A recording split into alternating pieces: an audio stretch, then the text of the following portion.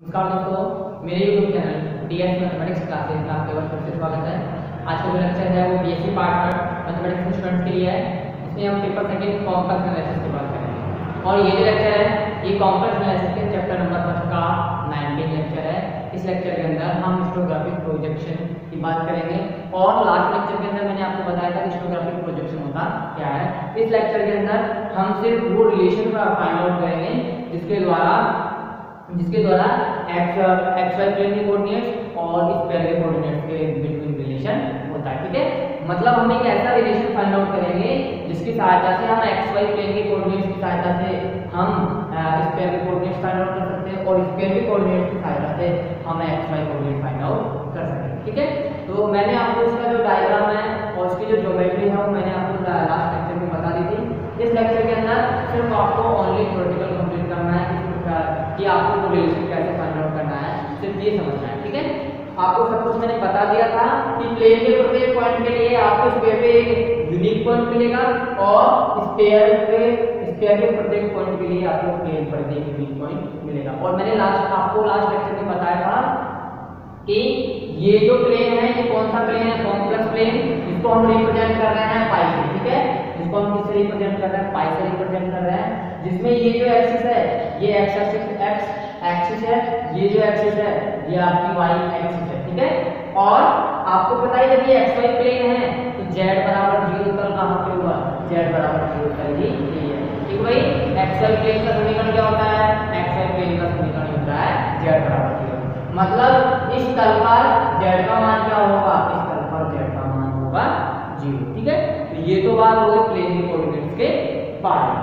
ठीक है, अब देखिए आपने जो स्फीयर को ये जो स्फीयर आपने बनाया है इस प्लेन पर, या फिर आपने ये प्लेन है ये स्फीयर के सेंटर से पास आउट करवाया है। तो मैंने आपको बताया था कि ये जो एक्सिस है ये एक्सिस कौन सी है, ये एक्सिस आपकी है z एक्सिस। ठीक है, ये एक्सिस कौन सी है, ये आपकी z एक्सिस है जो किसकी तरह बिहेव कर रही है, जो आपकी बिहेव कर रही है जीटा एक्सिस है। ठीक है, जो किसकी तरह बिहेव कर रही है, जो बिहेव कर रही है आपकी जीटा एक्सिस की तरह। ठीक है, जो किसकी तरह बिहेव कर रही है, आपकी जीटा एक्सिस की तरह बिहेव कर रही है। ठीक है, और ये जो एक्स एक्सिस है ये आपकी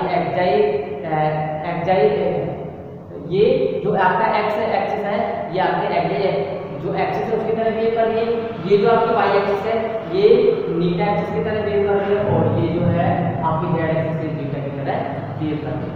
ये जो स्फीयर है इस स्फीयर की रेडियस मैंने आपको बताया था, स्फीयर की रेडियस कितनी है 1 या फिर यूनिट, और स्फीयर का जो सेंटर है वो क्या है, वो इसके कोऑर्डिनेट्स कितने हैं 0, 0, 0। ठीक है, साथ ही साथ ये जो समतल है ये स्फीयर पे ये जो समतल है ये स्फीयर के सेंटर से गुजर रहा है, साथ ही साथ किस तल से गुजर रहा है, तो ये z बराबर 0 तल से गुजर रहा है। ठीक है, और एक और बात, ये जो z एक्सिस है या ये जो जीटा एक्सिस है ये स्फीयर को कितने भागों में कट कर रही है, ये इसको दो भागों में दो पॉइंट्स पे कट कर रही है, दो भागों में नहीं दो पॉइंट्स पे कट कर रही है। कौन से, एक तो पॉइंट n और एक पॉइंट s। इस पॉइंट n को बोलते हैं नॉर्थ पोल, इसको बोलते हैं साउथ पोल। इसके कोऑर्डिनेट होते हैं 0, 0, 1 और जबकि इसके कोऑर्डिनेट होते हैं 0, 0, -1। ठीक है, दूसरी बात, ये जो xy प्लेन है ये स्फीयर के सेंटर से पास आउट होकर कितने बराबर भागों में बांट रहा है, ये पूरे स्फीयर को 2 बराबर भागों में बांट रहा है। ठीक है, कितने बराबर भागों में बांट रहा है, ये 2 बराबर भागों में बांट रहा है। ठीक है, तो अब देखिए यहाँ पे इसका पूरा जो भी थ्योरेटिकल है वो देख लीजिए, इसका प्रोसेस क्या है। ठीक है, तो देखो इसके बारे में लिखिए कुछ इंफॉर्मेशन कि क्या क्या आपको दिया गया, किस प्रकार से आपने इसको व्यवस्थित किया है। ठीक है, देखो माना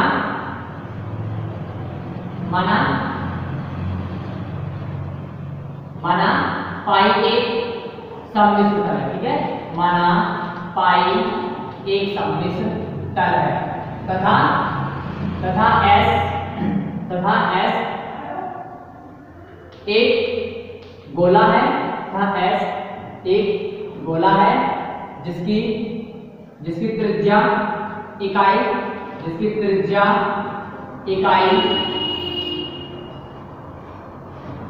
या 1 तथा केंद्र तथा केंद्र O है, ठीक है, तथा केंद्र O है, जिसके निर्देशांक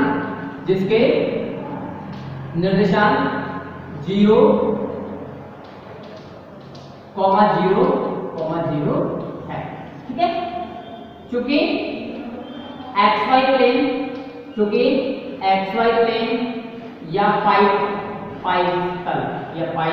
समतल, चूंकि XY प्लेन या पाई समतल गोले को 2 बराबर भागों में बांटते हैं, गोले को 2 बराबर भागों में बांटते हैं, ठीक है, गोले को 2 बराबर भागों में बांटते हैं तथा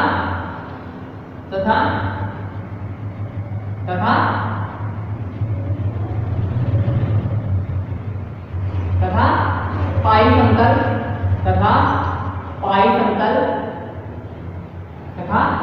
समतल गोले के केंद्र से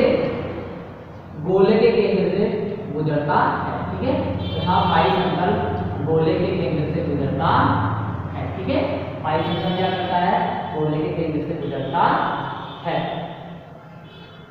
और यह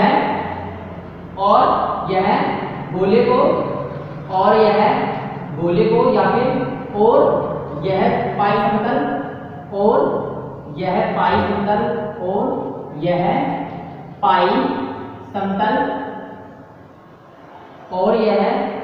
समतल गोले को z बराबर 0 पर प्रतिच्छेद करता है, ठीक है, z बराबर 0 पर प्रतिच्छेद करता है, ठीक है, प्रतिच्छेद करता है।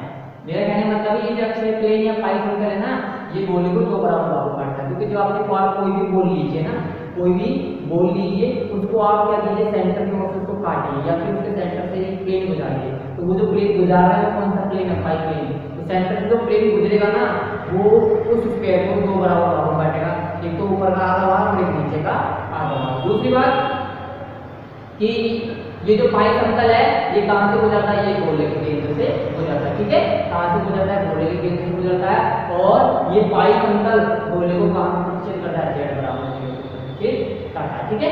अब करना क्या है आपको, अब आपको प्लेन पे कोई भी पॉइंट लेना है, ठीक है, आपको क्या लेना है, प्लेन पे कोई पॉइंट लेना है। तो देखिए माना P ऑफ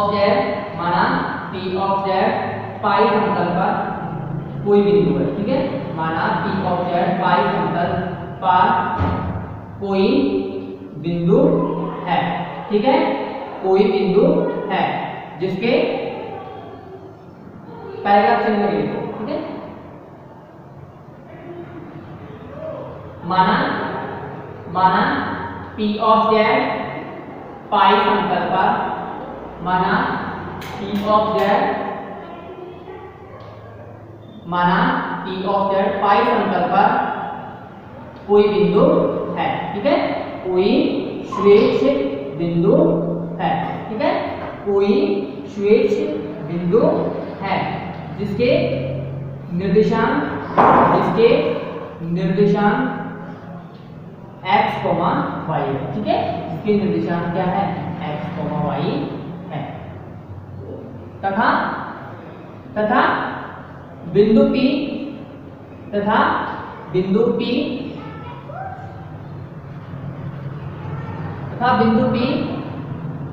के द्वारा एक सम्मिश्र संख्या या बिंदु P के संगत तथा बिंदु P के संगत एक सम्मिश्र संख्या z बराबर x प्लस अल्फा y प्राप्त होती है, ठीक है, z बराबर x प्लस अल्फा y प्राप्त होती है, ठीक है, तथा हम जानते हैं कि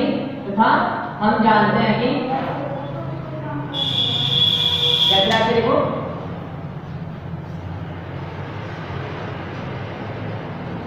अब हम बिंदु P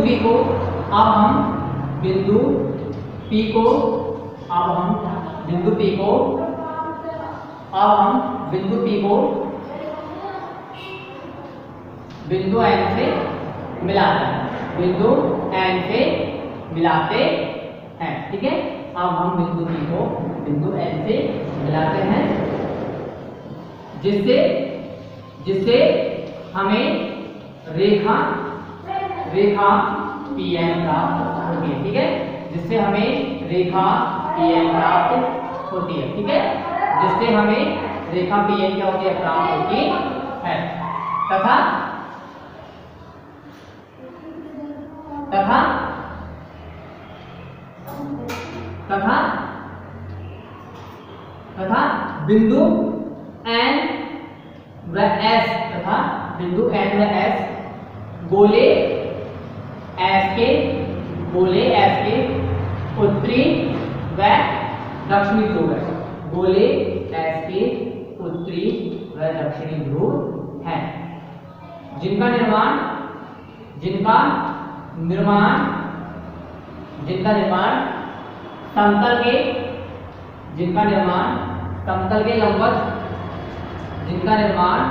समतल के लंबवत जेड एक्सिस या फिर ब्रैकेट में लिख दो जीटा अक्ष के प्रतिच्छेदन से होता है। ठीक है, जिनका निर्माण समतल के लंबवत जेड एक्सिस के प्रतिच्छेदन से होता है। ठीक है, ये जो आपका पॉइंट एन और एस है, ये क्या कहलाता है, नॉर्थ साउथ कोण कहलाते हैं, जिनका निर्माण क्या होता है, ये जेड एक्सिस है, इससे पास आउट हो रही है, तो जिन पॉइंट्स पे इंटरसेक्ट कर रही है वो पॉइंट क्या कहलाते हैं, पॉइंट एन और पॉइंट एस, जहां पे एन कहलाता है नॉर्थ पोल और एस कहलाता है साउथ पोल। ठीक है, जहां एन के निर्देशांक, जहां बिंदु एन के निर्देशांक,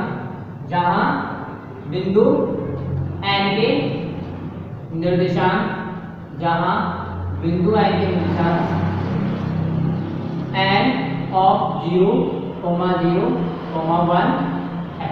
ठीक है, अब देखिए माना बिंदु P के निर्देशांक, बिंदु P के, या फिर ऐसे देखो, ऐसे लिख दीजिए, चूंकि बिंदु P ऑफ x, y, 0 तथा n ऑफ 0, 0, 1 है। ठीक है, ये क्या है, क्योंकि बिंदु P ऑफ x, y, 0 तथा n ऑफ 0, 0, 1 है।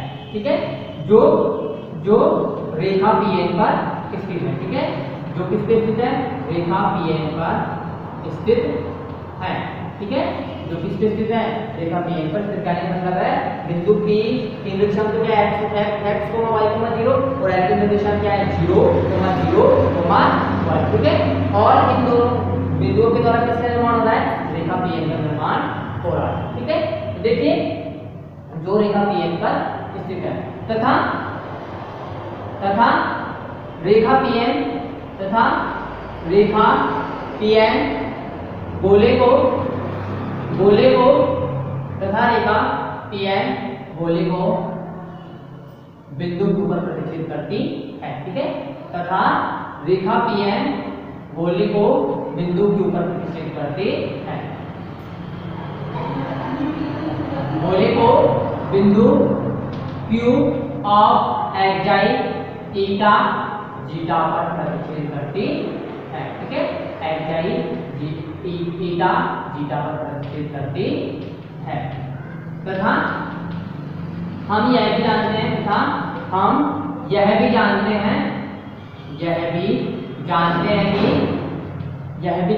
कि सम्मिश्र समतल के प्रत्येक बिंदु के सापेक्ष, सम्मिश्र समतल के प्रत्येक बिंदु के सापेक्ष, सम्मिश्र समतल के प्रत्येक बिंदु के सापेक्ष, प्रत्येक बिंदु के सापेक्ष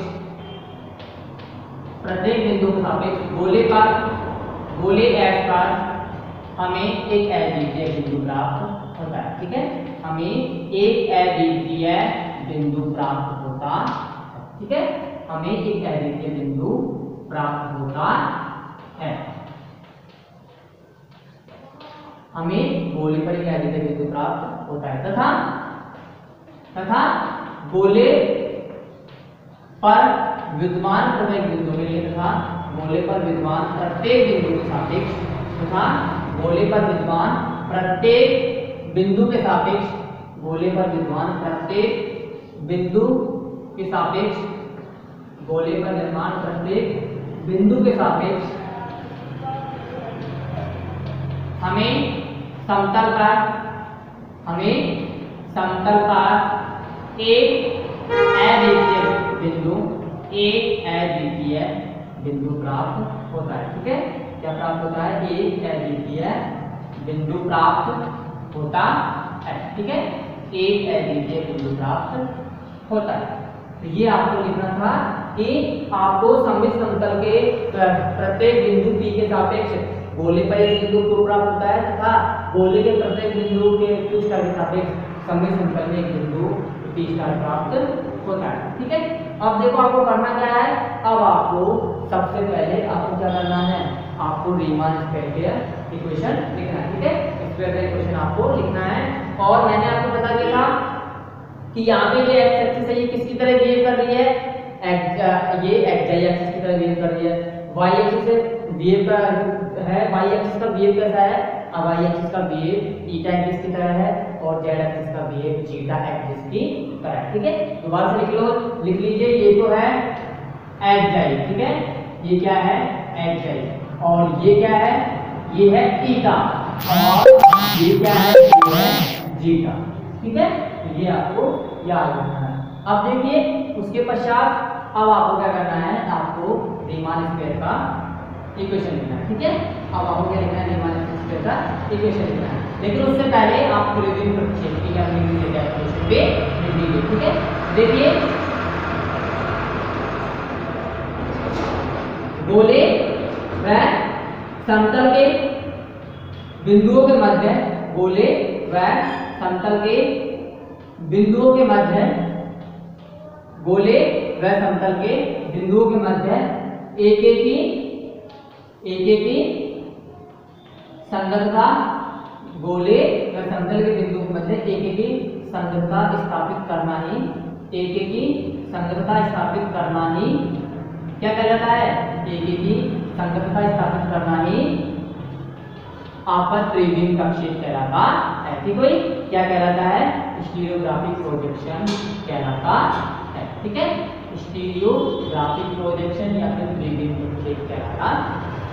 ठीक है, अब लिखिए आप रीमान स्क्वायर का इक्वेशन। ठीक है, तथा यह गोला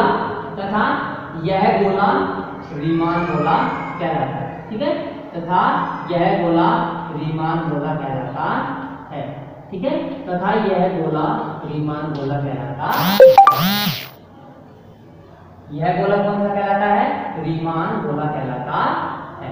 ठीक है, अब लिखिए रीमान स्क्वायर का, चूंकि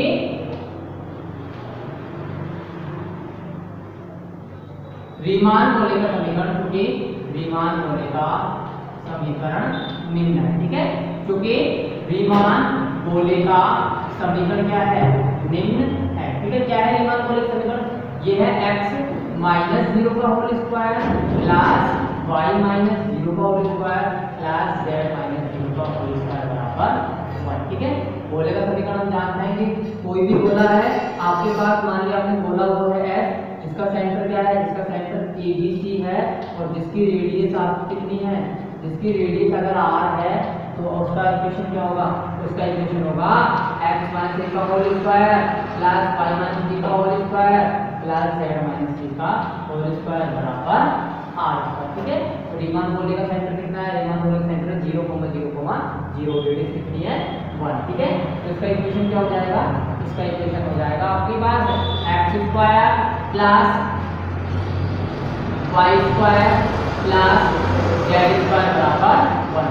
तो ये आपकी हो गई इक्वेशन नंबर 1। ठीक है, अब देखिए बिंदु P ऑफ x, y, 0 व n ऑफ 0, 0, 1 को मिलाने पर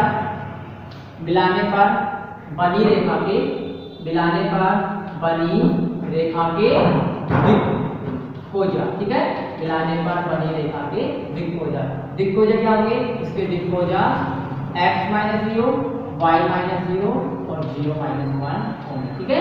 इसके दिक्कोजा क्या है, इसके दिक्कोजा है x माइनस 0, y माइनस 0 और 0 माइनस 1 है, ठीक है। तथा यह रेखा PN तथा यह रेखा PN तथा यह रेखा PN बिंदु N से गुजरती है, बिंदु N से गुजरती है तथा बिंदु N से गुजरती है तथा इसके दिक्कोजा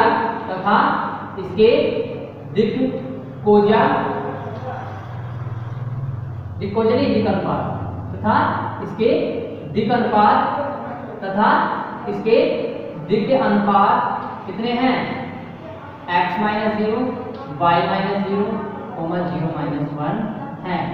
तब रेखा का समीकरण, तब रेखा PN का समीकरण क्या होगा, निम्न होगा, ठीक है। तब रेखा PN का समीकरण निम्न होगा, ठीक है। रेखा PN का समीकरण निम्न होगा। ध्यान रखना, आपको कोई भी रेखा दी गई है और उस रेखा के आपको दिक्अनुपात देंगे, ठीक है। आपको कोई भी रेखा दी गई है और उस रेखा के आपको दिक्अनुपात दिए गए हैं, ठीक है। उस रेखा के दिक्अनुपात आपको दिए गए हैं ABC और वो रेखा आपको दी गई है, तो उस रेखा जो कि आपको मान के चलिए कोई रेखा दी गई है, ठीक है, जो किस पॉइंट से गुजरती है, जो कि पास आउट होती है आपकी x1, y1, z1 पॉइंट से, ठीक है। दूसरी बात, इस रेखा के दिक्अनुपात कितने हैं, ABC है, इस रेखा का समीकरण होगा x minus x1 upon a बराबर y minus y1 upon b बराबर z minus z1 upon c, ठीक है। क्या होंगे, कोई भी रेखा आपको दी गई है PQ, जहाँ पे ये आपके बिंदु Q of x1, y1, z1 से गुजरती है तथा इस रेखा के दिक्अनुपात ABC है, तो रेखा का समीकरण क्या होगा, रेखा का समीकरण होगा x minus x1 upon a बराबर y minus y1 upon b बराबर z minus z1 upon c। अगर आपको नहीं है तो आप ऐसे कीजिए, देखो ये देखिए, ये आपका बिंदु P हो गया, ठीक है, ये आपका बिंदु N हो गया, आपने इनको मिलाया तो किसका निर्माण होगा, रेखा का निर्माण होगा। तो मैं क्या कह सकता हूँ कि इस रेखा PN पर बिंदु P तो एग्जिस्ट है ना, इस रेखा PN पर बिंदु P एग्जिस्ट है, इसी प्रकार इस रेखा PN पर N एग्जिस्ट है। तो आप मैं क्या कह सकता हूँ, मैं ये तो कह सकता हूँ कि ये जो रेखा PN है ये किस बिंदु से गुजर रही है, बिंदु N से, और इसके दिक्अनुपात कितने हैं, इसके दिक्अनुपात है x minus 0, y minus 0, 0 minus 1। तो इसका समीकरण क्या होगा, इसका समीकरण होगा कैपिटल X माइनस 0, यहाँ पे स्मॉल नहीं है, कैपिटल X है, कोई ध्यान रखना, ये कैपिटल है, आप इसको यहाँ पे कर दीजिए, ठीक है। ये आपका कैपिटल X है, ये आपका कैपिटल Y और ये आपका कैपिटल Z, ठीक है। तो इसका समीकरण क्या हो जाएगा, रीमान स्क्वायर का समीकरण हो जाएगा आपका capital X square plus capital Y square plus capital Z square, ठीक है। तो इसका इक्वेशन हो जाएगा क्या, इसका इक्वेशन हो जाएगा x minus 0 upon small x minus 0, ठीक हुई, दिक्अनुपात तो यही है, बराबर y minus 0 upon small y minus 0 बराबर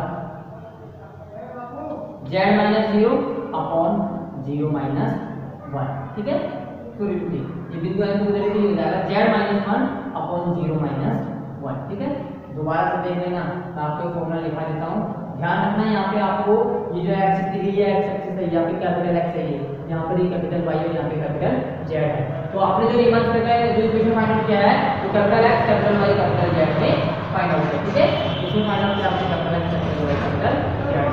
आपको बताया जो दो बिंदुओं के बीच कोई रेखा बनी है वो उस रेखा के दिक्अनुपात कितने होते हैं, उस रेखा के दिक्अनुपात होते हैं x minus 0, y minus 0, 0 minus 1, ठीक है। दिक्अनुपात क्या होता है, x माइनस 0, y माइनस 0, 0 और 0 माइनस 1, ठीक है। अब देखिए ये रेखा का समीकरण कैसे आया वो भी देख लीजिए, ये जो रेखा है ये रेखा का समीकरण कैसे आया वो भी मैं आपको बता देता हूँ, ठीक है। देखिए माना PQ एक रेखा है, या फिर ऐसे देख लीजिए चूंकि PQ रेखा बिंदु x1, y1, z1 से गुजरती है तथा जिसके दिक्कतपात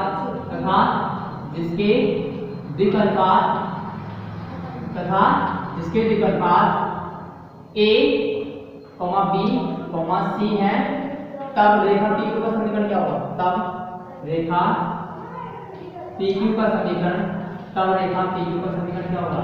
रेखा PQ का समीकरण होता है x minus x1 upon A बराबर y minus y1 upon B बराबर z minus z1 upon C। ठीक है, तो हमने इसकी हेल्प से याद किया है।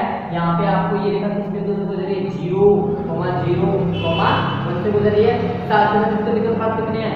x माइनस 0, y माइनस 0 और 0 माइनस 1 है। इस रेखा का समीकरण क्या होगा? यही होगा। तो मैंने ये लिखा है आपको, capital X minus 0 upon small x minus 0 बराबर capital Y minus 0 upon small y minus 0 बराबर z माइनस 1 अपॉन 0 माइनस 1। ठीक है, और ये आपकी कौन सी हो गई? आपकी इक्वेशन नंबर 2 हो गई। ठीक है, अब देखिए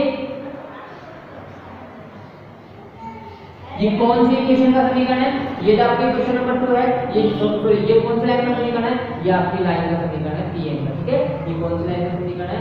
ये आपकी Pn लाइन का समीकरण है। अब ये Pn लाइन का समीकरण है, तो ये Pn लाइन कहां पे इंटरसेक्ट कर रही है? ये जो लाइन Pn है, ये कहां पे इंटरसेक्ट कर रही है? ये आपकी स्क्वायर रूट कट कर रही है। ठीक है, और स्क्वायर पे कौन से पॉइंट पे कट कर रही है? ये पॉइंट पे, ये आपके पॉइंट Q पे कट कर रही है। ठीक है, तो कहने का मतलब है कि ये जो रेखा NP है, ये किससे गुजर रही है? ये गुजर रही है स्फीयर के इस पॉइंट Q से गुजर रही है। ठीक है, ये रेखा NP स्फीयर के इस पॉइंट Q से गुजर रही है। तो कहने का मतलब ये रीमान स्फीयर के इक्वेशन को भी क्या करेगी? सैटिस्फाई करेगी। ठीक है, ये क्या करेगी? रीमान स्फीयर के इक्वेशन को भी सैटिस्फाई करेगी। ठीक है, तो देखिए समीकरण 2 से capital X minus 0 upon small x minus 0 बराबर capital Y minus 0 upon small y minus 0 बराबर capital Z minus 0 upon capital Z minus 1 upon 0 minus 1 बराबर स्मॉल t। ठीक है, इसको मान लीजिए आप इक्वेशन नंबर 3। ठीक है, अब यहाँ से कैपिटल X की वैल्यू क्या आ जाएगी? ये आ जाएगी आपकी, ये आपकी हो गई। अब ये आपकी क्वेश्चन नंबर 3 हो गई। अब देखो ये जो रेखा Pn है, ये किससे गुजर रही है? ये गुजर रही है बिंदु Q से। ये रेखा Pn किससे गुजर रही है? ये रेखा Pn गुजर रही है बिंदु Q से। ठीक है, देखिए चूंकि रेखा Pn बिंदु Q of xi eta zeta से गुजरती है, xi eta जीटा से गुजरती है, तब रेखा का समीकरण क्या होगा?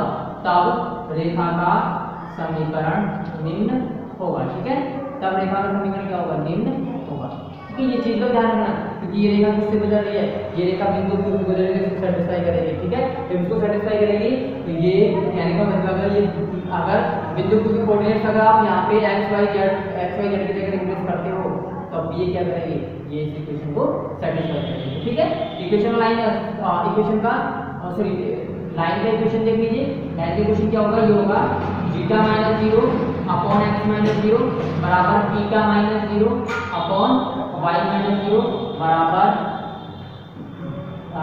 जीटा माइनस 1 अपॉन 0 माइनस 1 बराबर स्मॉल t। ठीक है, ये आपकी हो गई इक्वेशन नंबर 4। ये आपकी इक्वेशन नंबर 4 हो गई। इक्वेशन नंबर 4 से क्या लिख सकते हैं? xi बराबर kx, ईटा बराबर ky और जीटा बराबर हो जाएगा 1 माइनस t। ठीक है, समीकरण 4 से आप क्या लिख सकते हैं? समीकरण 4 से लिख सकते हैं आप क्या? समीकरण 4 से आप लिख सकते हैं xi बराबर kx, ईटा बराबर ky और जीटा बराबर 1 माइनस k, और ये हो जाएगा आपकी इक्वेशन नंबर 5। ठीक है, अब देखिए चूंकि बिंदु Q of xi eta zeta गोले पर स्थित है, गोले पर स्थित है, गोले पर स्थित है, तो गोले के समीकरण को क्या करेंगे, तो गोले के समीकरण को संतुष्ट करेंगे। ठीक है, क्या करेंगे, गोले के समीकरण को संतुष्ट भी करेंगे। अब गोले के समीकरण को संतुष्ट करेंगे तो आप क्या लिख सकते हो, अतः समीकरण 1 व 5 से, ठीक है, अतः समीकरण 1 व 5 से क्या लिखते हैं, समीकरण 1 क्या है, समीकरण 1 है आपकी capital X square plus capital Y square plus capital Z square बराबर 1। ठीक है, तो ये पॉइंट किस पे है, ये पॉइंट आपके हैं गोले पर, तो गोले का समीकरण क्या हो जाएगा, गोले का समीकरण हो जाएगा x square plus eta square plus zeta square बराबर 1। ठीक है, देखिए समीकरण 1 व 5 से आप लिख सकते हैं x square plus eta square plus zeta square बराबर 1। ठीक है, और साथ ही साथ समीकरण 5 से आप इसकी वैल्यू रख दो एक्स ईटा और जीटा की, तो ये क्या हो जाएगा, ये हो जाएगा K square X square plus K square Y square plus 1 minus K का होल स्क्वायर बराबर 1। ठीक है, अब आप देखो यहाँ से देखते हैं तो यहाँ से 1 माइनस के का होल स्क्वायर आ रहा है, इसको आगे नंबर पर तो क्या आ रहा है, के स्क्वायर एक्स स्क्वायर को डेरिवेटिव रहने दो, फिर के स्क्वायर वाई स्क्वायर का डेरिवेटिव रहने दो, यहाँ से देखो क्या आ रहा है, ये आ रहा है के स्क्वायर माइनस 2k प्लस 1 बराबर 1। ठीक है, 1 से 1 कैंसिल हो गया। ठीक है, 1 से 1 क्या हो गया, कैंसिल हो गया, और इस 2k को उधर लेके जाओ तो क्या हो जाएगा, ये हो जाएगा K square X square plus K square Y square plus K square बराबर 2k। यहाँ से कॉमन क्या आ रहा है, के स्क्वायर, तो ये हो जाएगा K square into X square plus Y square plus 1 बराबर 2k। के से के स्क्वायर एक टाइम कैंसिल हो जाएगा, ये हो जाएगा K into X square plus Y square plus 1 बराबर 2। और यहाँ से आप किसकी वैल्यू फाइंड आउट कर सकते हो, यहाँ से वैल्यू फाइंड आउट कर सकते हो आप स्मॉल के की, तो स्मॉल के की वैल्यू क्या हो जाएगी, स्मॉल के की वैल्यू हो जाएगी 2 upon x square plus Y square plus 1। ठीक है, यहाँ से क्या आ जाएगी, स्मॉल के की वैल्यू हो जाएगी 2 upon x square plus Y square plus 1, और ये हो गई आपकी इक्वेशन नंबर 6। ठीक है, आप देखो इक्वेशन 5 और 6 से क्या लिख सकते हैं, समीकरण 6 का मान 5 में रखने। ठीक है, समीकरण 6 का मान आप किसमें रखो, 5 में रखो, समीकरण 6 का मान 5 में रखने पर तो क्या है, 5 में रखने पर एक्स की वैल्यू क्या है, kx, तो यहाँ पे k की वैल्यू रखो, तो एक्स की वैल्यू क्या आ जाएगी, हो जाएगी 2x upon x square plus Y square plus 1। Eta की वैल्यू क्या हो जाएगी, ईटा की वैल्यू क्या है, ky, k की वैल्यू रखो, तो ये हो जाएगा 2y upon x square plus Y square plus 1। और जीटा की वैल्यू क्या है, जीटा की वैल्यू है 1 माइनस k, ये हो जाएगा 1 minus 2 upon x square plus Y square plus 1। ठीक है, अब आप इसको सोल्व करो, सोल्व करने पे क्या आ रहा है वो देखिए। सबसे पहले तो सोल्व करने पर देखो ये क्या जाएगा, एक्स आई बराबर 2x upon x square plus Y square plus 1। ठीक है, ईटा बराबर 2y upon x square plus Y square plus 1, और जीटा बराबर आ रहा है आपकी x square plus Y square minus 1 upon x square plus Y square plus 1। ठीक है, आता है आप क्या कर सकते हैं, आता है बिंदु P ऑफ x, y, 0 के संगत गोले S पर हमें बिंदु Q of xi, eta, zeta प्राप्त होता है। ठीक है, Q of xi, eta, zeta प्राप्त होता है, जहां जीटा की वैल्यू क्या है, फिर xi की वैल्यू क्या है, xi की वैल्यू है 2x upon x square plus Y square plus 1। Eta की वैल्यू क्या है, 2y upon x square plus Y square plus 1, और जीटा की वैल्यू क्या है x square plus Y square minus 1 upon x square plus Y square plus 1। ठीक है, तो ये आपकी हो गई इक्वेशन नंबर 7। ठीक है, अब देखो इसकी सहायता से और कुछ फाइंड आउट करना है, वो भी देखिए। नेक्स्ट देखिए, देखो भाई इक्वेशन नंबर 7 आ गई। अब देखो आपको पता ही है कि z बराबर क्या है, x प्लस अल्फा वाई। ठीक है, क्योंकि आप जानते हैं z बराबर क्या है, x प्लस अल्फा वाई। तो रियल पार्ट ऑफ z क्या है, रियल पार्ट ऑफ z है x और इमेजिनरी पार्ट ऑफ z क्या है, इमेजिनरी पार्ट ऑफ z है y। साथ ही साथ mod z स्क्वायर बराबर क्या है, mod z स्क्वायर बराबर है x square plus y square. तो यहां से आप क्या लिख सकते हो, बीटा की वैल्यू, सॉरी xi की वैल्यू, xi की वैल्यू लिख सकते हो 2 into real part of z upon x square plus y square की वैल्यू क्या है, mod z स्क्वायर को लिख सकते हो mod z स्क्वायर प्लस 1। इसी प्रकार ईटा की वैल्यू हो जाएगी 2 imaginary part of z upon mod z square plus 1। और जीटा की वैल्यू क्या हो जाएगी, mod z square minus 1 upon mod z square plus 1। ठीक है, तो ये अगर आपको कॉम्प्लेक्स नंबर्स का मॉडुलस दिया गया है और इसके रियल पार्ट और इमेजिनरी पार्ट दिए गए हैं, तो आप इसकी सहायता से भी इस पेयर पे जो पॉइंट है xi, ईटा और जीटा वो फाइंड आउट कर सकते हो। ये तो हो गया आपका क्या कि जब आपको प्लेन में पॉइंट दिया गया है तो आपको इस पेयर पे पॉइंट कैसे फाइंड आउट करना, उसका फॉर्मूला। अगर मान लीजिए आपको इस पेयर पर पॉइंट दिया गया तो प्लेन पे कैसे याद करोगे, वो भी देखिए। प्लेन पे कैसे याद करते हैं पॉइंट, वो भी आपको बताते हैं। ठीक है, देखो भाई आपको मैंने वैल्यू लिखाई थी किसकी, आपको मैंने वैल्यू लिखाई थी किसकी, xi की, ईटा की और जीटा की। जहां पे xi की वैल्यू तो क्या थी kx, ईटा की वैल्यू क्या थी ky और जीटा की वैल्यू क्या थी 1 माइनस k। ठीक है, यही वैल्यू हमने फाइंड आउट की थी। ठीक है, ये वैल्यू हमने फाइंड आउट की थी। तो इस वैल्यू की सहायता से हम क्या करेंगे, इस वैल्यू की सहायता से हम x और y के मान ज्ञात करेंगे और फिर उनके मान कहाँ रखेंगे, यहाँ रिप्लेस करेंगे तो हमें किसका मान मिल जाएगा, z का मान भी मिल जाएगा। ठीक है, देखिए कैसे फाइंड आउट करते हैं वो बताते हैं हम आपको। माना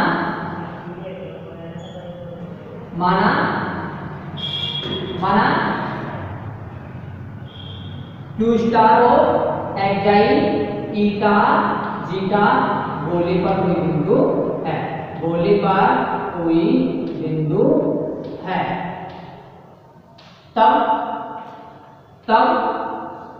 समतल पर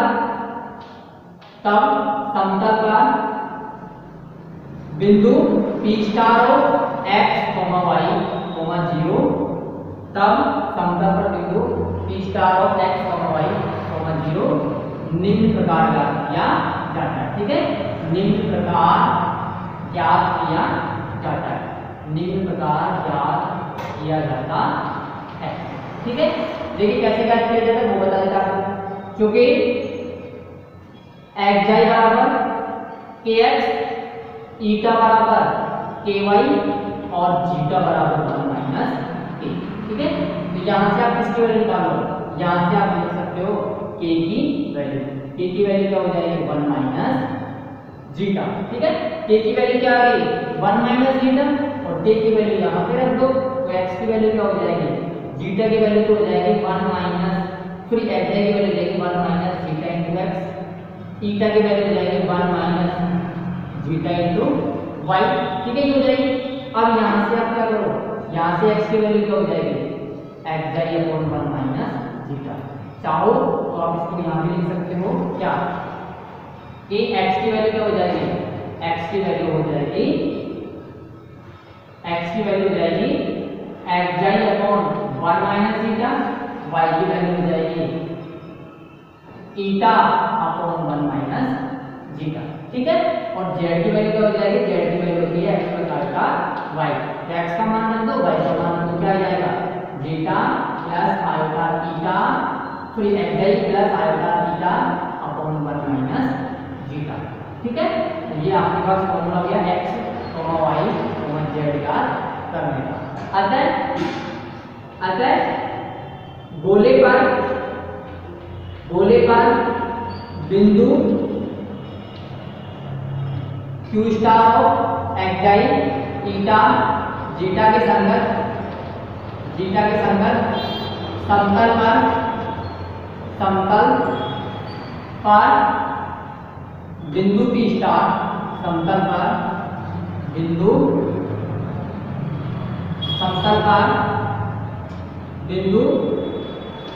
p स्टार ऑफ xy0 निम्न होगा। ठीक है, समतल पर बिंदु p स्टार ऑफ x,y,0 निम्न होगा। ठीक है, जब आपको गोले पर बिंदु दिया गया है तो आप उसकी सहायता से क्या कर सकते हो, आप समतल पर बिंदु ज्ञात कर सकते हो। इसका x कोऑर्डिनेट ये होगा, y कोऑर्डिनेट ये होगा और कॉम्प्लेक्स नंबर क्या होगा, कॉम्प्लेक्स नंबर ये होगा। ठीक है, तो मैंने आपको बता दिया है कि आपको गोले पर जब भी कोण दिया गया है तो समतल पे किस प्रकार से ज्ञात करोगे, इक्वेशन नंबर 9 की सहायता से। ठीक है, और जब आपको गोले पर समतल पर बिंदु दिए गए हैं तो गोले पे कैसे फाइंड आउट करोगे, इक्वेशन नंबर 7 की सहायता से। ठीक है, इसकी सहायता से ज्ञात करोगे, इक्वेशन नंबर 7 की सहायता से ज्ञात करोगे।